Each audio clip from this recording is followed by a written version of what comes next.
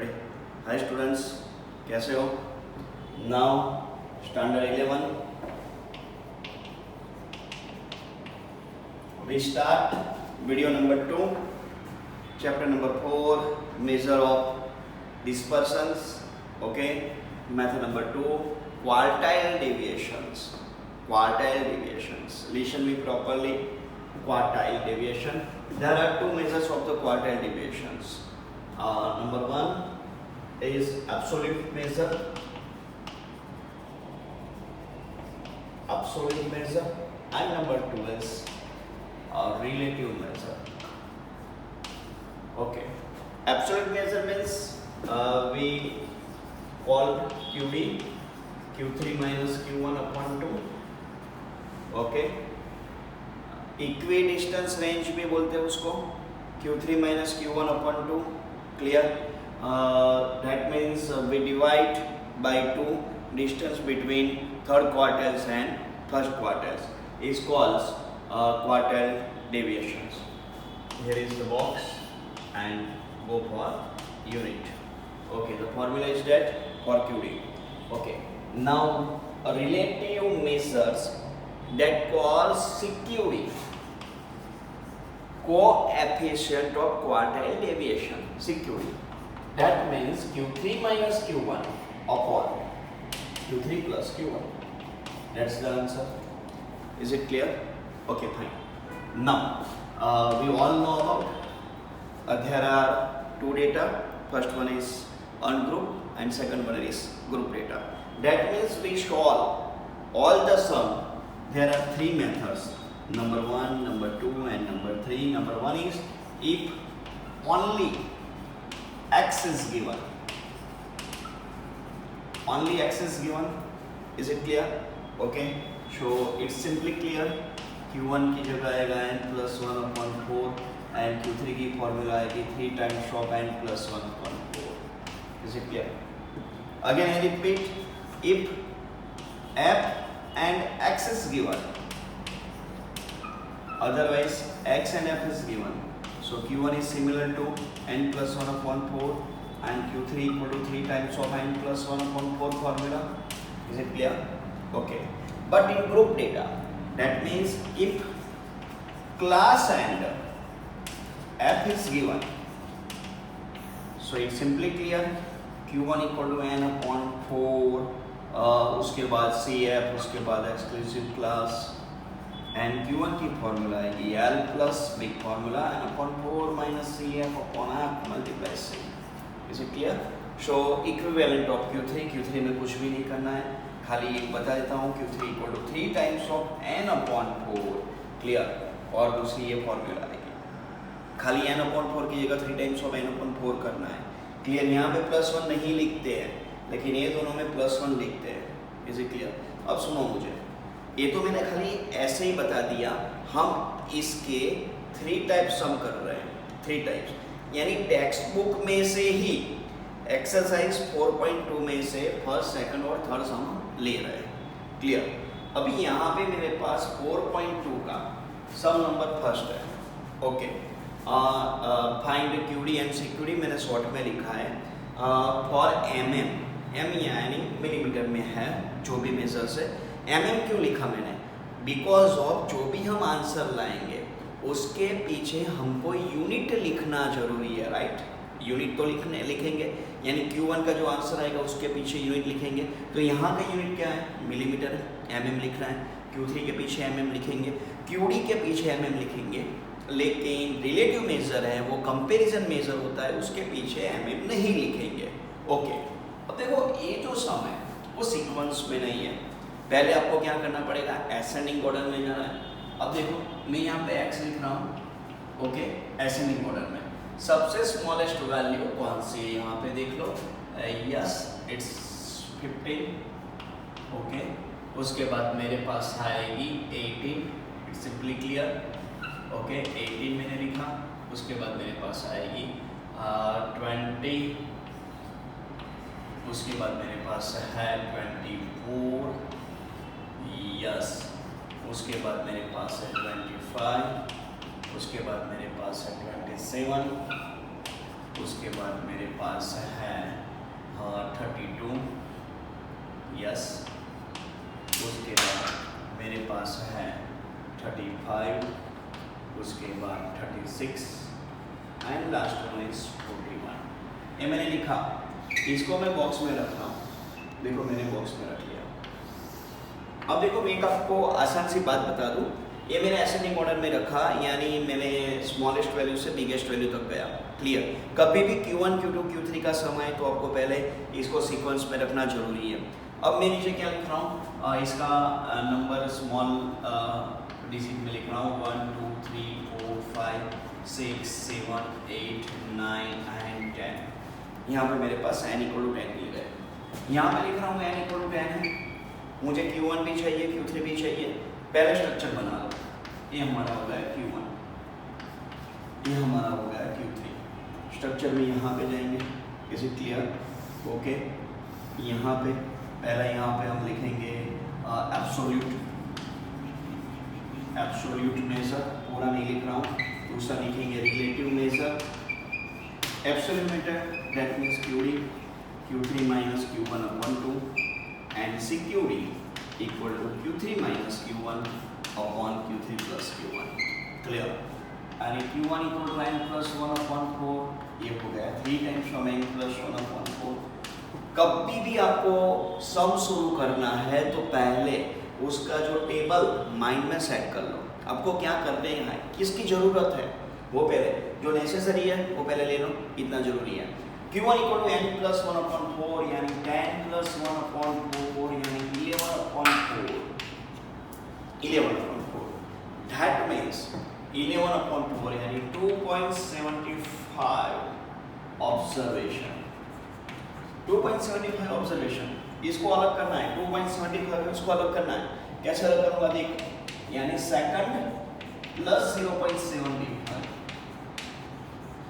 Third minus second observation. देख 2.75 को मैंने अलग किया, 2 के बाद जो आता है वो वैल्यू मुझे लिखनी है, second plus 0.75 third minus second. Okay, अब जो मैं ये लिखा है ना वो हमको इजी रहेगा। सेकंड ऑब्जर्वेशन कौन सा है मेरे पास, 80 है। यस, अब देखो आपको एक आदत सी डालनी है, अगेन आई रिपीट, आपको एक आदत सी डालनी है। इसके नीचे ऑलवेज आपको अंडरलाइन करनी है, why because of we gets calculation first. इसका कैलकुलेशन मुझे फर्स्ट चाहिए। ओके, कभी भी तकलीफ नहीं होनी चाहिए। 18 plus 0.75, third observation is 20 minus आपके पास होगा 18, फिर से अंडरलाइन, यानी 18 प्लस 0.75 यहाँ पे 2, फिर अंडरलाइन, यानी 18 प्लस 1.5, आंसर इज 9.5, पीछे लिखेंगे बीडी। Is it clear? Is it clear? Okay, sorry 19.5। Is it clear? Okay fine, that's clear. Now we go for Q3. Q3 equal to 3 times of n plus 1 upon 4. It's simply clear. We go dash method. 3 n equal to मेरे पास है 10, यानी 10 plus 1 dividing by 4, यानी 3, 11 dividing by 4, यानी 33 dividing by 4, यानी 8.25 आएगा, 8.25 observation. Okay, इसका मतलब क्या हुआ, 8 प्लस 0.25, 9 माइनस 8 ऑब्जर्वेशन, नीचे अंडरलाइन। 8 ऑब्जर्वेशन क्या है, 35 है, प्लस 0.25, 9th वाला कौन सा है, 36 माइनस 35, सो 35 प्लस 0.25, यहाँ पे 1 हो गया, यानी 35 प्लस 0.25, मेरा आंसर आ गया 35.25। Is it clear? Is it clear? Okay. Now we go for both types of method. First one is absolute, second one is relative measure. Absolute Q3 minus Q1, यानी 35.25 minus Q1 is 19.5 dividing by 2, यानी आपका direct में answer लिख रहा हूँ, जगह नहीं इसलिए, यानी आपका हो गया 7.87 millimetre. Is it?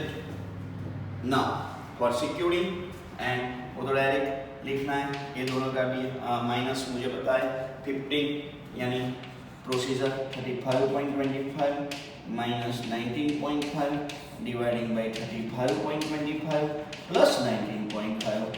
Answer is that is 0.29. But यहाँ पीछे हम यूनिट नहीं लिखेंगे. एक बार देख लो एक सम.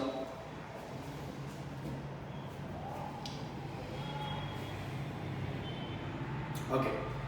Now we go for second sum. Find QD and CQD for the 43 students. 43 students है. हमको ये मेरे पास क्लास बन गए, ये मेरे पास ऐप बन गए. मुझे चाहिए खाली CF चाहिए. CF कैसे रखूंगा? यानी 4, 7 plus 4, 11 plus 15, 26 plus 8, 34 plus 7, 41 plus 2, 43. Yes, n equal to 43. Clear है? 43 स्टूडेंट्स के मार्क्स दिए हैं. जो भी आंसर आएगा उसके पीछे में मार्क्स लिखूंगा. देखो first one is that Q1 equal to n plus 1 upon 4 यानी 43 plus 1 upon 4 यानी 44 upon 4 equal to 11th observation आपको CF में देखना है और जो ऑब्जर्वेशन आएगा उसको लेना है. 11th कहाँ पे आएगा? 11 yes is include here. So it's clear Q1 equal to 20 marks. Okay, clear. Now second one is Q3. 3 times of n plus 1 upon 4. 3 times of n मेरे पास है डायरेक्ट 44 upon 4 यानी मेरा आंसर आ गया 33 ऑब्जर्वेशन. कहाँ पे इंक्लूड हो रहा है? 33 यानी 34 में. So it's clear यानी Q3 इक्वल टू मेरे पास आया 40 marks. Okay clear. Now there are two measures. First one is absolute and second one is relative. QD equal to Q3 minus Q1 upon 2. Q3 कितना है मेरे पास? 40 है minus Q1 मेरे पास कितना है? 20 है. Dividing by 2, 20 dividing by 2 and 10 marks. Is it? Okay. That means we go for CQD. CQD equal to Q3 minus Q1 upon Q3 plus Q1 यानी 40 minus 20, 40 plus 20 यानी 20 upon 60 यानी 0.33. Okay. देखो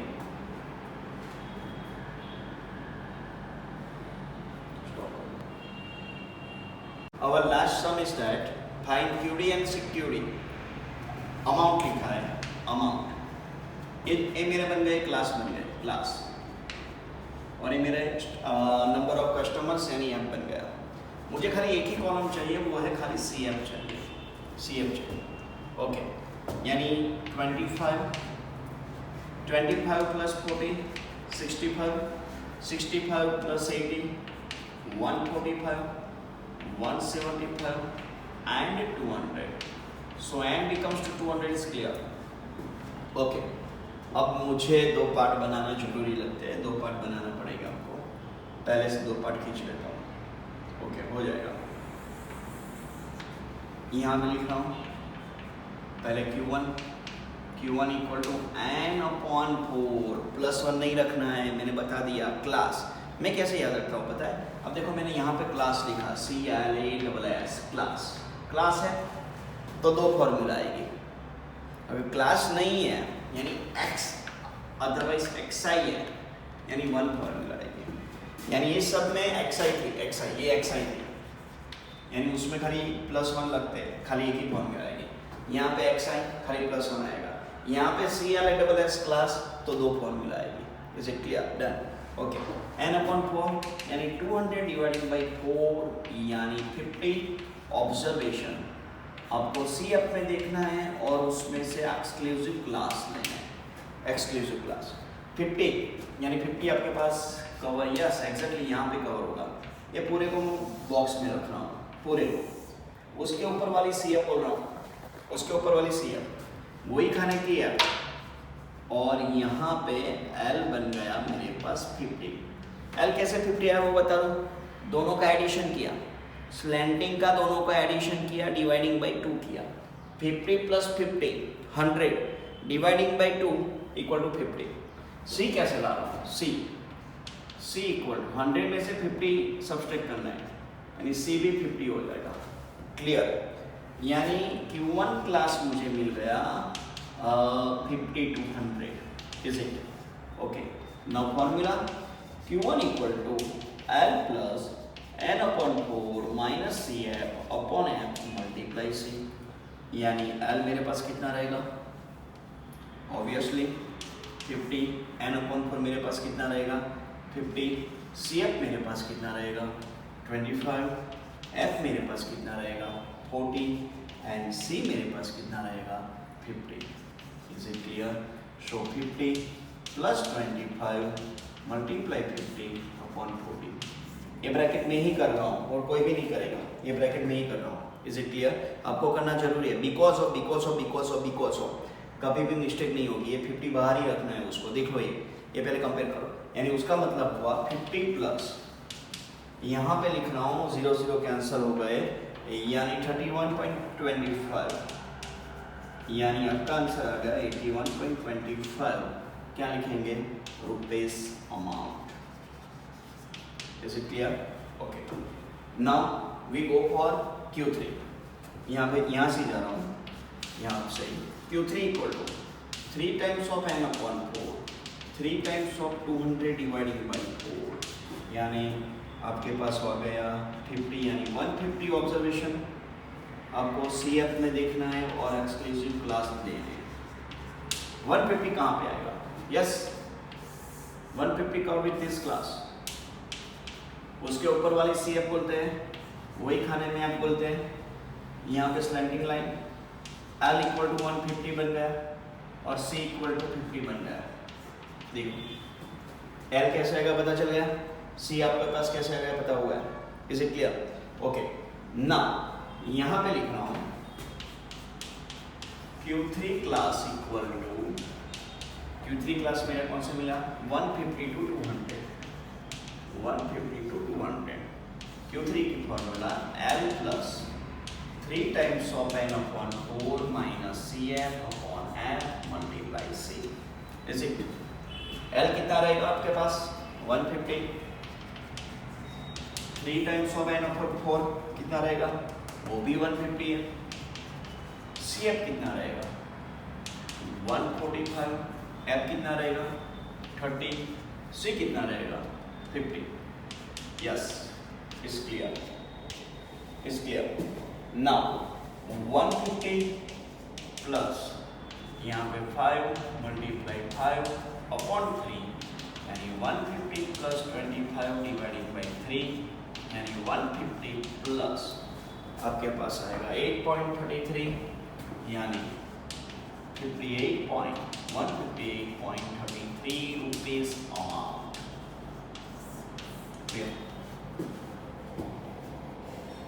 Now we find absolute measures equal to QD, Q3 minus Q1 upon 2.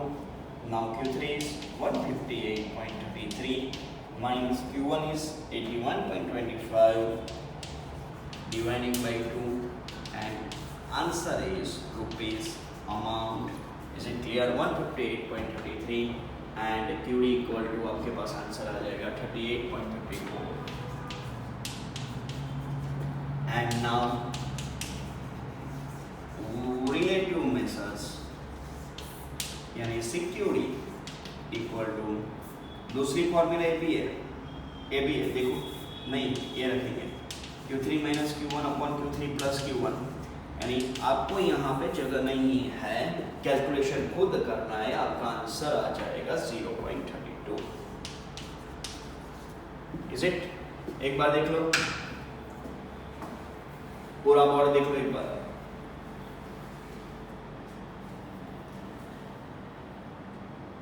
Okay, अब सुनो मुझे, अगर किसी को ये चैप्टर होगा, ये 3 सम करते हो तो सुन लेना, ये क्वार्टाइल डेविएशन मेथड आपकी पूरी खत्म हो गई। यहाँ पे quartile deviation method now finish.